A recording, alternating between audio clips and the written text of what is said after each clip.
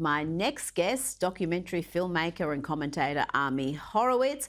Ami, we will get to the chaos in the Biden White House shortly, but first we've played footage here of Jewish-owned restaurants, businesses being targeted by protesters, including in Democrat heartland, Washington, D.C. Tate, the most basic Israeli establishment in D.C. Here we have some mediocre white people to start the day off. More mediocre white people.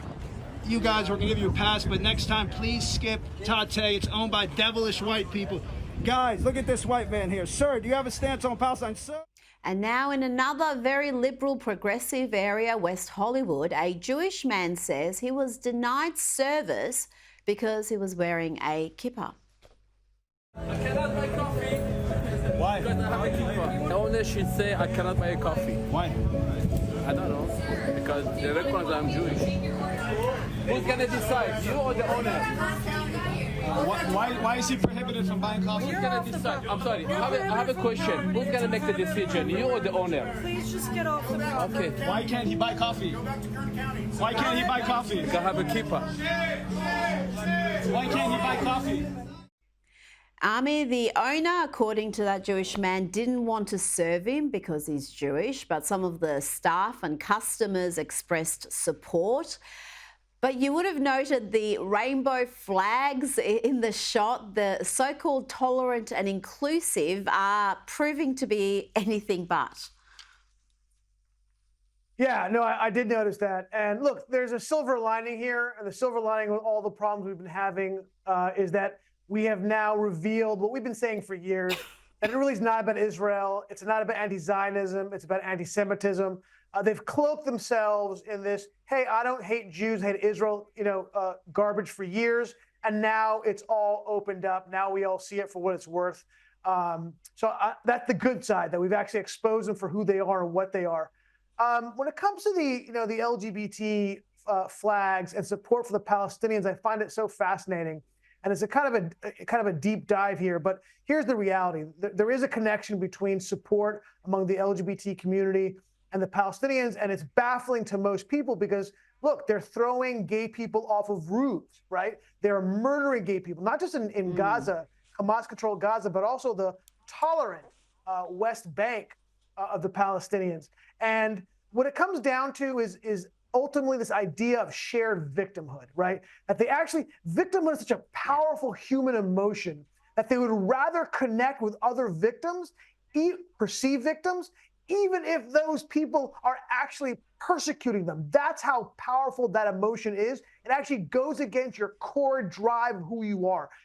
It's terrible. It's unfortunate. It's the same reason why if you go to climate change marches, there are always flags for the Palestinians. What's the connection, right? The connection is we see global victimhood and we see the Palestinians as victims. And that's the reason why. It is. It's all that intersectionality, as they prefer to call it. It's essentially an anti-West, neo-Marxist movement, and you can pick them on any issue. On any issue, you know precisely where they're going to fall. Now to the White House, and it's been a rough 24 hours for White House Press Secretary Karine Jean-Pierre. Let's see how well she went. All of us saw what happened on Thursday, where he simply could not form coherent answers. Does President Biden, at 81 years old, have Alzheimer's, any form of dementia, or degenerative illness that would cause these sorts of lapses? And it's a yes or no question. And if you don't know, why don't you, as one of his senior staff members, know? I have an answer for you. Are you ready for it? Yes. It's a no. And I hope you're asking the other guy the same exact question. Well, the other guy wasn't an incoherent mess, Karine. That's probably why they're not asking that right now. That's how she handled that fairly tough question. Let's see how she handles this much softer question from a journalist who perhaps wants to create a narrative around cold medication interfering with the president's ability to think and communicate. What medications was he taking in the days or hours leading up to the debate? And I know that question has come in a couple of times to us. He was not taking any cold medication. Was he taking any medication that would have interfered with his He was not performance? taking any cold medication. That is what I can speak to. I've asked his doctor, and that's what he stated to us. He was not taking any cold medication, but they asked about any medication, Ami. Does anyone in America seriously believe the president is not helped, not medicated to perform through certain events?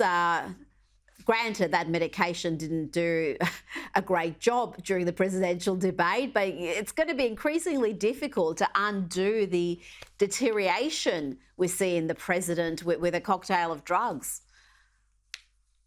Yeah, no, look, they're gaslighting us. That's what's happening here.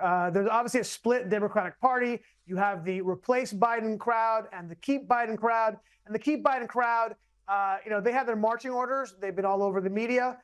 And they're saying things like he was over-prepped, right? They use that word. They say he had a bad debate performance. A bad debate performance? I mean, the Hindenburg was a gas leak. That's a similar comparison. Look, these are not the droids you are looking for. Yeah, that Jedi mind crap isn't working on us. We saw what happened. We saw the implosion. Look, Axios just came out with a report that said he's only engaged between 10 and 4. He's keeping doctor's hours. I mean, the Department of Motor Vehicles has longer hours than the President of the United States. This is a problem. And what this really did was it exposed the media carrying the water for Joe Biden.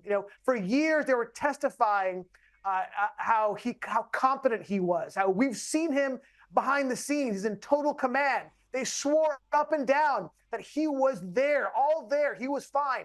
And look, if they didn't lose all their credibility during Russiagate, during BLM, during good people on both sides, they lost it completely now, Rita. It's unbelievable. And by the way, this also really puts into a different perspective the Robert Hur report. Like, now I understand fully why they're trying to keep that report, because I have no doubt that he was blathering incoherently during that entire time. Now we understand why they are fighting tooth and nail to keep it out. But I'll tell you this, if anybody out there thinks they're going to replace him, they are mistaken. They're not going to be able to replace him because the next in line is Kamala Harris, and they can't replace her because they screwed themselves on DEI.